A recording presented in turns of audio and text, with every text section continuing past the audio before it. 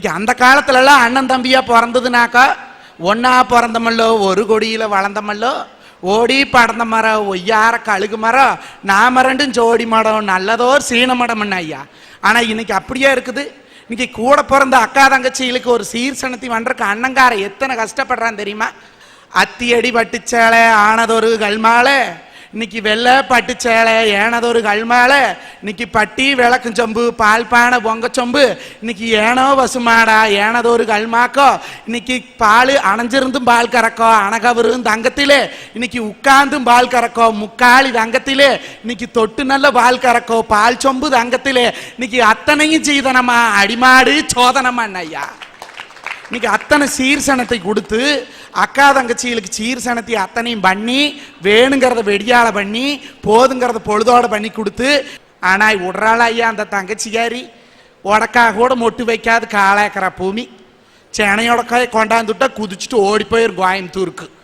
அப்பேற்பட்ட பூமிக்கு கோர்ட்ல கேஸ் போடுற ஐயா இந்த காலேக்கராவுக்கு. அப்ப எங்க இருக்குது அண்ணன் தங்கச்சி பாசம் ஐயா? ஒரு நிமிஷம் ஏனுங்கண்ணே, என்னமோ சொத்துல வங்கு ஏக்கறோம் வாய்க்கிலிய வக்கனையா பேசுறீங்கல்ல, உங்க மேல மட்டும் எங்களுக்கு என்ன பாசம் இல்லீங்களா என்ன ஐயா? இந்த அண்ணனுங்களா தங்கச்சிங்களுக்கு கல்யாணங்கிற பேர்ல ஒண்ணு பண்ணி வைப்பாங்க பாருங்க, எப்படி தெரியுமா ஐயா? பச்சை மரத்தடிய வத்துகிளி மேஞ்சு வரும் பத்தும் படிச்ச கிளி வத்தெழுத்து கத்தகிளி அந்த 10 கிளியில எனக்கு கட்டி வச்ச பாவி பையனால இன்னைக்கு பாவி கிளியா நிக்கிறேன் ஐயா, பாவி கிளியா நிக்கிறேனே. இந்த பாவி கிளியா ஆனதுனால உங்ககிட்ட பங்கு கேட்டு வரும் ஐயா. நீ வாத்து ஒழுங்கா ஒரு உருப்படியானவன் எனக்கு கல்யாணம் பண்ணி வச்சிருந்தீங்கன்னா எனக்கு இந்த நிலைமை வந்திருக்குமா? பச்சை கருவாப்புள்ள நானோ அரியாப்புள்ள இந்த பாவிக்கோ வாக்கப்பட்ட நான் பஞ்சலிங்க மாளிகையிலேன்னு போற பக்கத்தை பெருசா பொழைக்கணும். அதுட்டு போட்டு குடுத்து வீட்லயே எரி ரூட்லயே எழுறது வாசின்னு புடிங்கிற உரம்பரக்காரனால தானுங்க இன்னைக்கு வாழ்க்கைங்கிற படகு கொப்பளிச்சிட்டு இருக்குதுங்க. என்னமோ ஹரிச்சந்திரன் வீட்டுக்கு அடுத்த வய பிள்ளையாட்ட பேசிக்கிட்டே போகக்கூடாது. நானும் குடும்ப கௌரவத்தை மேடையில சொல்லக்கூடாதுன்னு பாக்குறேன். அங்க மட்டும் என்ன வாழுதுங்களா? 10 பவுனை போட்டு எங்களை பூந்த வீட்டுக்கு அனுப்பி விட்டு இவரு மட்டும் 50 பவுன் போட்டு அழகா கட்டிக்கிட்டு வந்து வீட்டுல வைப்பாருங்களா? அதையும் சும்மா விட மாட்டாரியா? தலை தீபாவளி வந்துச்சான், ஏண்டி உங்க அப்பா கிட்ட மோதிரம் வாங்கிட்டு வா, செயின் வாங்கிட்டு வா, நிலத்தை வாங்கிட்டு வா, நிலத்துல இருக்கிற 4 தென்னை மரத்தையும் வாங்கிட்டு வான்னு இவரு மட்டும் இடிக்கலாம். இவரு வாங்குறப்ப இனிக்கும், நாங்க வந்து நின்னா கேட்டா கசக்குமாக்கும். யாராருக்கு எங்கெங்கன்னு ஒட்டுதோ எண்ணெய் பூசிட்டு உருண்டாலும் ஒற்றை மண்ணுத்தே ஒட்டு. நான் பிறந்த நேரம் நல்ல நேரமா 50 பவுன்ல மகராசி வந்தா உன்ற நேரம் உனக்கு ஜோசியம் பார்த்தேன் ஜோசியாரனுக்கு என்ன செய்வன வச்சையோ அவனை கொண்டு பாலும் குழியும் நான் பகுத்தா தள்ளுனானே 7 குழியும் நான் எட்டி வச்சு தள்ளினானே வளப்புல உனக்கு கிடக்குது. கோடீஸ்வர மாடியில குரங்கு நின்னுச்சான், குடிசையில நிக்கிற கோழிய பார்த்து கொக்கர கோன்னு கூச்சாங்க. அதே எங்க அண்ணன் ரொம்ப பேசிக்கிட்டு போறாரு. இது நல்லதுக்கு இல்லனே, நல்லதுக்கு இல்ல. வளையா வளைச்சிருக்கு, வள நடவு போட்டு இருக்கு, அந்த நடவுக்குள்ள வளப்புள்ள சமஞ்சாளா வகையிட்டு பேசினாலங்கிற கணக்கு. அதையா இப்படி வவுத்தெரிச்சப்பட்டே குடும்பத்தை குழப்பம் பண்றேன். ஐயா ஒரு நிமிஷம், இன்னொன்னு கல்யாணம் ஆயிடுச்சா இல்லையா? இனிமேல் தானே ஆக போகுது. ஐயோ கட்டிக்க போறவன் என்ன ஆக போறான்னு தெரியலையே. புண்ணியம் பண்ணிருக்கணும் ஐயா, புண்ணியம் பண்ணிருக்கணும். இப்படி ஒரு பட்டவுள்ள கிடைக்கிறதுங்க அந்த மவராசை. எனக்கு ஒரு நிமிஷம் கொடுங்கள. இவங்க ரெண்டும் என்ன கேக்கா? இல்ல இவங்க ரெண்டும் பேசுறத பார்த்தா எனக்கு ஒண்ணு தோணுது, சொல்லட்டா? சிறங்கவத்தியும் ஸ்ரீரங்கம் போனாலாம், அங்க 2 வங்குவத்தி வரட்டுன்னு சொல்லிட்டு வந்தாலும் வேற ஒண்ணு. பழுத்த ஓலைய பார்த்து குருத்த ஓலை திரிச்சுட்டான். குருத்த ஓலைகளை துளுவை எவ்வளவு நேரம் ஆகுமா? கொடுமணி கோயிலுக்கு போனா அங்க 2 கொடுமை டொங்குனி ஆடிச்சான். கருவாச்சி கட்டிட்டு அழுதாலாம், கட்டிச்சு ஒரு புட்டுக்கிட்டு அழுதாங்கிற கதையாவலையா இவங்க 2 பேரும் பண்ணிக்கிட்டு இருக்காங்க. ஆமா, வேலூர்ல கோலம் போடுறதுக்கு நாமக்கல்ல இருந்தே குனிஞ்சுக்கிட்டே போனாலாம் ஒருத்தி. ஐயா வேண்டா வெறுப்பா பிள்ளை பெத்து காண்டாம இருக்க வேறு வச்ச கணக்கா இந்த பெருச்சாலி எங்க போனாலும் கூட ஓட்டிக்கிட்டு வந்துருது ஐயா. வீட்டுக்குள்ளேயே இருப்பிள்ளைன்னு சொன்னேன், கேட்க மாட்டேங்கிறா. இப்பவே ரூட் போட்டிருக்கிற ஐயா. இந்த மாதிரி உறவுகள்னாலதான் குடும்பத்துல சந்தோஷங்கிறது தொலைஞ்சு சனிங்கிறது புடிச்சுக்குதுங்க.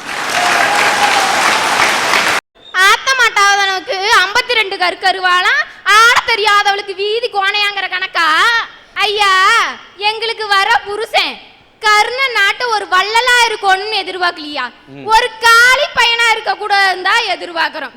ஐயா இவங்களை குடிக்க வேண்டாம்னு நாங்க சொல்லல, அளவா குடிச்சு புட்டு மதிப்பா ஊடு வந்து சேர்ந்தா நாங்க ஏயா இன்னைக்கு மானம் கெட்டு போய் திரியறோம். ஐயா ஆம்பளை எதுக்கியா குடிக்கான்? எது குடிக்கான்? காலையில வீட்டை விட்டு கிளம்பி போகும்போது எவ்வளோ குடிக்கானா, சாயந்தரம் வீட்டுக்கு வரணும். ஏன்னா வெளியே பயமே இல்லை, சந்தோஷமா போயிடலாம். சாயந்தரம் வீட்டுக்கு வரணுமேயா, இந்த ராட்சசி கிட்ட போராடணுமேயா.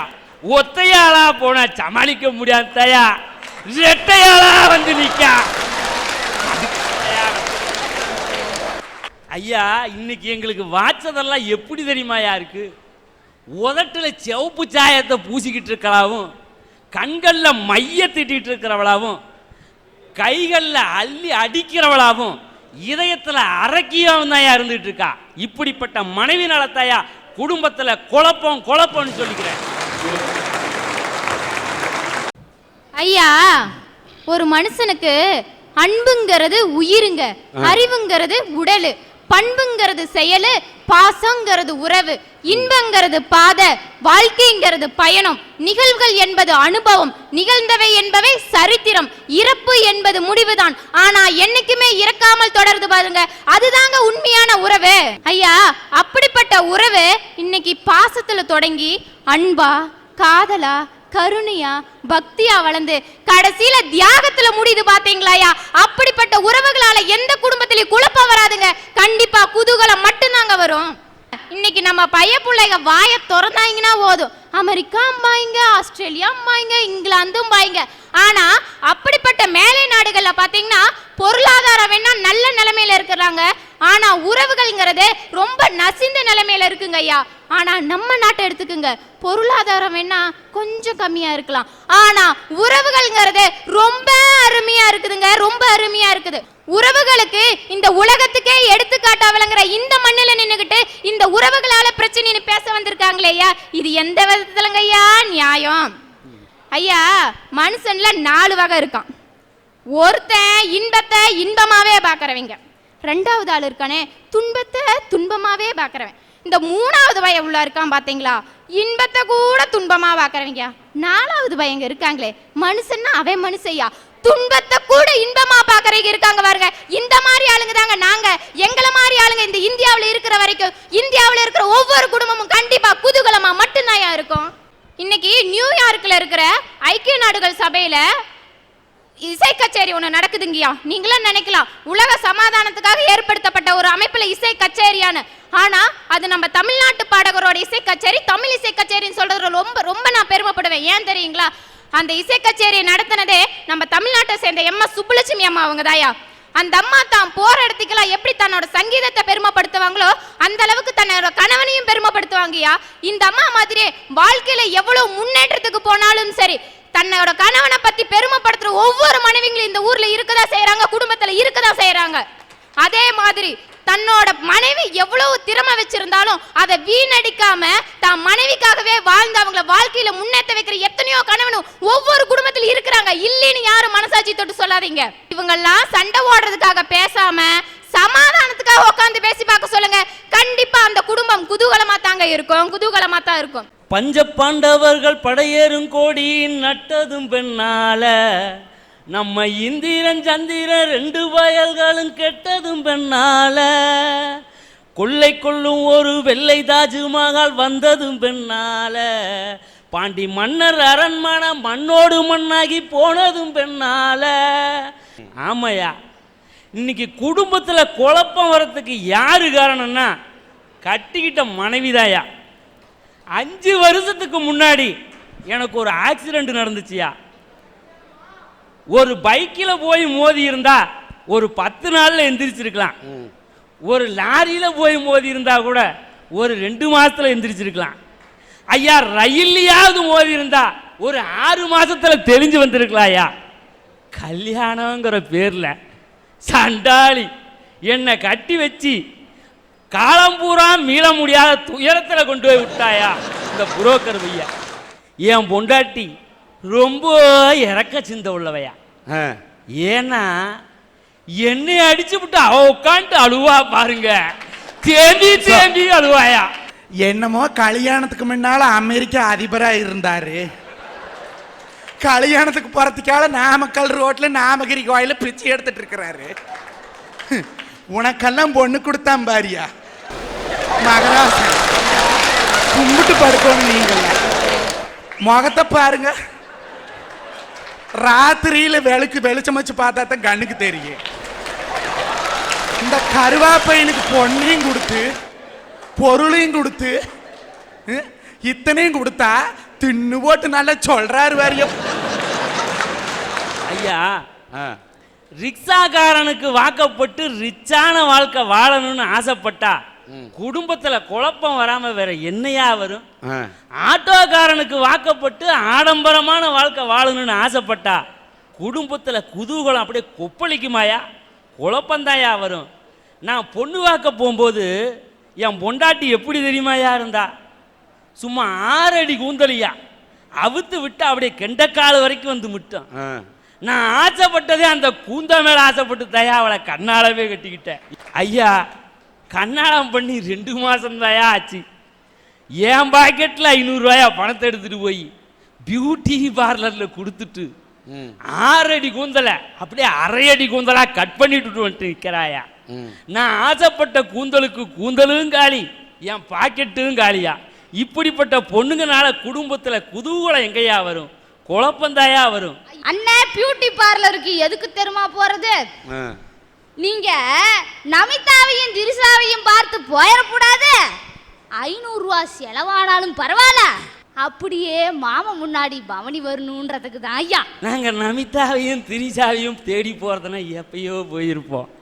இதுக்கு மேல நாங்க போய் என்னதாயி ஆக போகுது? நமிதாவையும் திருசாவையும் இந்த முகரக்கட்டை பாக்குதா? முதல் கேட்டு வாட்ச்மேனே உள்ளிட மாட்டேன். எங்க வந்த நமிதா மேடத்தை பார்க்கலாம்னு ஓடி போய் கள்ள கொண்டு அடிச்சு போடுவேன். இதுக்கு போய் நமிதாலையும் திருசாலையும் ஏதோ நாங்க வாச்சோம் இதுகளுக்கு வந்து வாக்கப்படுறக்குன்னு.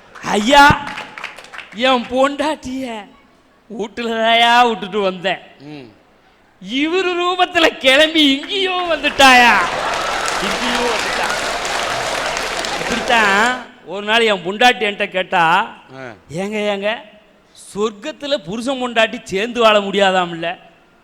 அடபாவி, அதனால தாண்டி அதுக்கு பேரு சொர்க்கம்னு வச்சிருக்கா. சந்தோஷம் என்பது வாழ்க்கையின் பாதி பலம். அதே சந்தோஷம் இல்லைன்னு வைங்க, வாழ்க்கையில ஏதுங்க ஐயா பலம்? எல்லாமே சந்தோஷம்தான், எங்க இல்ல சந்தோஷம் சொல்லுங்க? வந்தனமா வந்தனோ வந்த ஜனம் குந்தனோ குந்தி இருக்கும் ஜனங்களுக்கு கொண்டு வந்தேன் சந்தனோ, சந்தனத்தை பூசிக்கிட்டு நீங்களும் சந்தோஷமா வாழ்த்து செல்லணும் இந்த புது மணமக்களுக்கு. ஐயா, இப்படிதான் நம்ம ஊர்ல கல்யாணம் எல்லாம் நடக்குது. ஒரு கல்யாணம் காட்சி நடக்கிற வீட்டுல போய் பாருங்க, அங்க அடிக்கிற கிண்டல் கேலி நயாண்டிக்கு அளவே இருக்காது ஐயா. இப்படி ஒரு சுவாரஸ்யமான நிகழ்ச்சி நடக்கும். இந்த கல்யாணத்துல பார்த்தீங்கன்னா பொண்ணு மாப்பிள்ளைய அக்னி சுத்துறப்ப மாப்பிள்ளை முன்னாடி சுத்துவாரு, நம்ம பொண்ணு பின்னாடியே சுத்தும். அதுக்கு அர்த்தம் என்ன தெரியுங்களா? அட வீணா போன வயலே, இன்னைக்கு மட்டும்தான் உன் பொண்டாட்டி ஊன் பின்னாடி சுத்துவா, அதனால ஆசதீர சுத்திக்கிடா, வாழ்க்கை உள்ள நீதாண்டா உன் பொண்டாட்டி பின்னாடி சுத்தணுங்கிறதுக்கான சுத்துன்னு சுத்துறான். பந்தியில பல பேர் உட்கார்ந்து இருக்க இவர் மச்சினிச்சி தான் உளுந்து கவனிப்பாரு. ஏன் மச்சினிச்சிக்கு மாலையிடும் நேரம் வந்தாச்சு, மாசி போய் பங்குனியில நாள் குறிக்கலாம்னு கணக்கு பண்ணிட்டு இருப்பாரு. மச்சினிச்சியை பாப்பனா? நான் மச்சினிச்சை பாப்பேன். ஒன்ன கட்டிட்டு சீரழிச்சு நடக்க என்னோட போய் சீரழிக்கிறேன். இங்க இந்த மாதிரி கணக்கு பண்ணிக்கிட்டு இருக்க, இத நம்மளை பார்த்துக்கிட்டே இருந்த பெருசி என்ன பண்ணா, காமாட்டி தலையனுக்கு மேவேட்டி 2 வேணுமா, இந்த கபாதி பயலுக்கு பொண்டாட்டி 2 வேணுமாடி அப்படின்னு நம்ம பல்லு போன பொக்கைங்களை கெக்க புகைன்னு சொல்லிட்டு இருக்குங்க. ஐ அம் அப்ஜெக்ஷன் திஸ் யுவர் ஆனர். கிடப்பதெல்லாம் கிடக்கட்டு கிளவி தூக்கி மனையில் வைனானா, அறுப்புறதெல்லாம் அடுக்கிட்டு அக்காலை பிடிச்சி கட்டுனானா. ஈரோட்டில் ஒரு கல்யாணம் நடந்ததுங்க. அந்த காலத்துலலாம் கல்யாணம் அப்படின்னாக்க நல்லா தலைவாழை விலை விரிச்சு போட்டு சோறு போடுவாங்க. இப்போ நாகரீகம் வளர்ந்துடுது, பப்பேச்சு வச்சுட்டோம். எங்கூர் ஆயா ஒன்று வந்தது, அந்த ஆயாவாவை லவுக்கு எல்லாம் போடாது, நம்ம வயசான ஆயா. பப்பே சிஸ்டம்னா எல்லாம் கையில் போய் வாங்கி சாப்பிடணும், இதுதான் முறை. இது தடத்தில் வாங்கி திங்கணும்னுது. ஏன்டா சுப்பிரமணியா கல்யாணத்துக்கு கூப்பிட்டு பிச்சை எடுக்க வைக்கிறீங்கிற. இப்படி ஒரு பக்கம் இருக்கு. இது குதூகலமா கொந்தளிக்கிறாங்களாமா. ஆட்டாளுக்கு ஒரு மாட்டாளா, அடுப்பு கட்டைக்கு ஒரு தொடப்ப கட்டையா. வில்லங்கமான ஆளி வீட்டுக்குள்ள வராத வரலும் குடும்பம் குதூகலமா தான் இருக்கும். இந்த சமுதாய சேவைக்கு செய்யக்கூடிய நவீன்குமார் என்ற ஒரு மாணவனை ராசிபுரம் தாலுகா குருசாமி பாளையத்தை தோப்புக்காட்டை சேர்ந்த விசைத்தறி தொழிலாளி எம் சேகர் நாகலட்சுமி தேவியின் மகன் நவீன்குமார். வாங்க நவீன்குமார், வாழ்த்துக்கள்.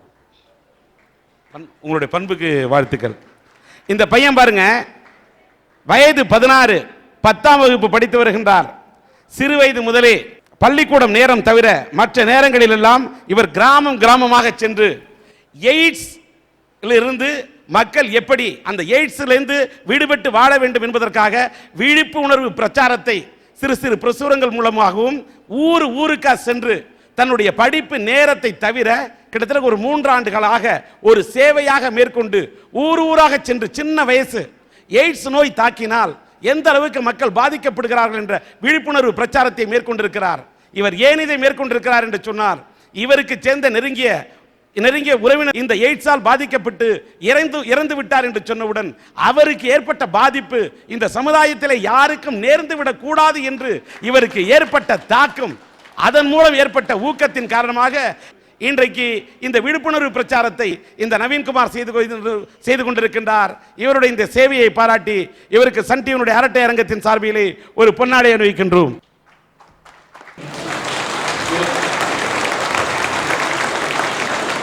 கடந்த 5 வருஷங்களா நாமக்கல் மாவட்டத்தில் இருக்க 331 கிராமங்களையும் தமிழ்நாடு முழுவதும் என்னுடைய HIV AIDS விழிப்புணர்வு பிரச்சாரத்தை முடிச்சிட்டேன். என்னுடைய இந்த சமூக சேவை பணிங்கிறது சமுதாயத்தை சீர்படுத்துவதற்காக இல்லை. இந்த சமூக பணியால் என்ன நான் முதல்ல சீர்படுத்திக்கிட்டேன். என்னால் ஒரு 1000 பேர் விழிப்புணர்வு பெற்றாங்கன்னா அது எனக்கு கிடைச்ச வெற்றி. உலக அளவில் HIV AIDS-ஆல் பாதிக்கப்பட்டவங்க பார்த்துருந்தா சுமார் 6.5 கோடி பேர் இருக்கிறாங்க. அதில் இந்தியர்கள் மட்டும் 58 லட்சம் பேர். அதுலேயும் தமிழ்நாட்டில் HIV AIDS-ஆல் பாதிக்கப்பட்டவங்கன்னு பார்த்தா 1.70 லட்சம் பேர் இருக்கிறாங்க. இப்படியே போச்சுன்னா 2050 கண்டிப்பாக சரிபாதி இந்தியர்களுக்கு HIV AIDS வரும்.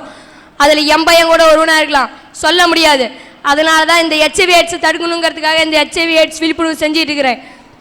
இதில் HIV AIDS-ஆல் பாதிக்கப்பட்டவங்க பார்த்தா 95% பேர் வறுமை கோட்டுக்கு கீழே இருக்கீங்க. உலக அளவில் HIV AIDS-ஆல் பாதிக்கப்பட்டவங்க 7 பேர்னா அதில் சுமார் 2 பேர் இந்தியர்களாக இருக்கிறாங்க. கிருஷ்ணகிரி மாவட்டத்தில் ஒரு 2 வயது குழந்தைக்கு HIV AIDS இருக்குன்னு தெரிய வந்தனையும் இந்த குழந்தைய உயிரோடு சாக்கில் கட்டி பாலத்திலேருந்து தூக்கி எறிஞ்ச கொடுமை இந்த தமிழகத்தில் நடந்திருக்கு. இந்த மாதிரி மற்றவங்க யாரும் பாதிக்கப்படக்கூடாதுங்கிற ஒரு எண்ணத்தில் இந்த HIV AIDS விழிப்புணர்வை நான் தமிழகம் முழுவதும் பண்ணி முடிச்சுட்டேன். இப்போ பாண்டிச்சேரியில் பண்ணியிருக்கேன். அடுத்தது வேர்ல்டு ஃபுல்லாக பண்ணலான்னு முடிவு பண்ணியிருக்கேன்.